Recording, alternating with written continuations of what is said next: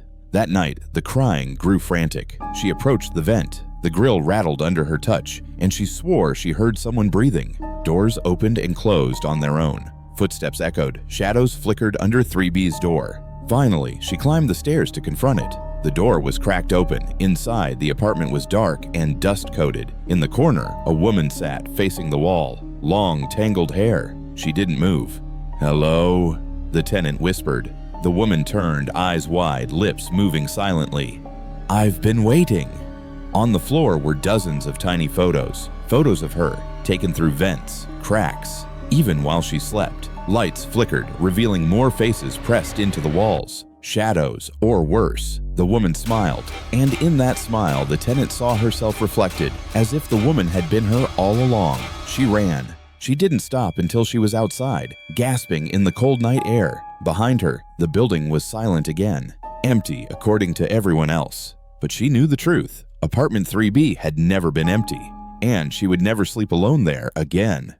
As you can see, this came out insanely good, a real horror masterpiece. And it's crazy how easy it was to make something that looks this professional. Now this video is around 2 minutes long, but you can use the same method to create full 10-minute stories, or combine a few short videos into a viral compilation video, since those are currently taking off. So now that we've created a truly engaging video, let me show you how to upload it to YouTube the right way to maximize its visibility. To start off, open the YouTube studio and upload the video you just created. Once that's done, as you can see, we're basically missing everything. So first, let's create the title. To do that, open the same ChatGPT session you used to create the script, and tell it that based on the video script above, you want it to generate 5 extremely clickable YouTube video title ideas that could go viral in the horror niche. Below that, I've added a few key instructions that are really important, so make sure to use the exact prompt I'm using here to get the best possible results. Once you run that prompt, ChatGPT will provide a list of 5 highly clickable video titles, all tailored specifically to your script. Now that you have the list ready, simply copy the title you like the most, head back into YouTube Studio, and paste it into the title section right here. Once that's done, as you can see, our video is still processing, and since we're still missing the thumbnail, let me show you how to create one that really stands out. To do that, open the same ChatGPT session you used before, and start by telling it that based on the video script above and your video title, basically, the title you chose, which you just need to copy from above and paste into the prompt below, you want ChatGPT to create a highly detailed